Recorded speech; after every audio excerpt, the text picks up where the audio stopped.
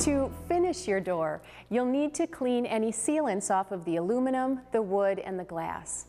Always use caution when using razor blades because glass is easily scratched. Putty all holes created by fasteners like screws from the install, staples on the glass bead, etc. If you're staining, make sure you use stainable putty. Once the putty dries, you'll need to sand the unit beginning with the puttied areas. Start with a 180 grit sandpaper. Sand the areas flush and remove any excess that may be present. Remember always to sand with the grain of the wood. Always use caution when sanding near the glass panes. Sandpaper will also scratch them. Now, remove all weather stripping and locks from the unit, and with 400 grit sandpaper, you'll need to sand all the parts of the door. The goal is to remove any oils, small dents, or dirt, and to freshen up the wood in the door. Sometimes when installing a door of this size, it gets dented. Here's a trick you can use to remove a dent. Using a household iron, sweat out the dent. Wet the area down with a small, clean rag. Heat up the iron as hot as it goes. Place the iron on the dent using a circular motion over the dent.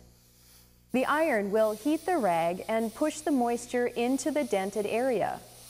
The heat and moisture will raise the dent out of the wood. You'll want to allow it to cool and then sand again.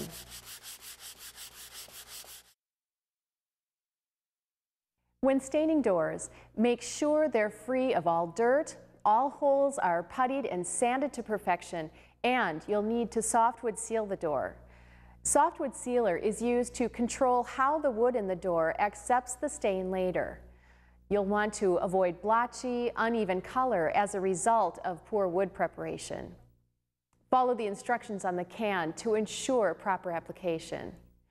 Now you can apply the stain, being sure to follow the instructions that the stain manufacturer has applied. The number of coats and the amount of time you leave the stain on the door determines how dark it'll be. Make sure that you seal and stain the tops of all operating doors. Failure to do so will void your warranty. Apply wick pads using your printed instructions. And with a sliding door, you must remove the panel to gain access to the fixed panel. That's done by removing the headstop.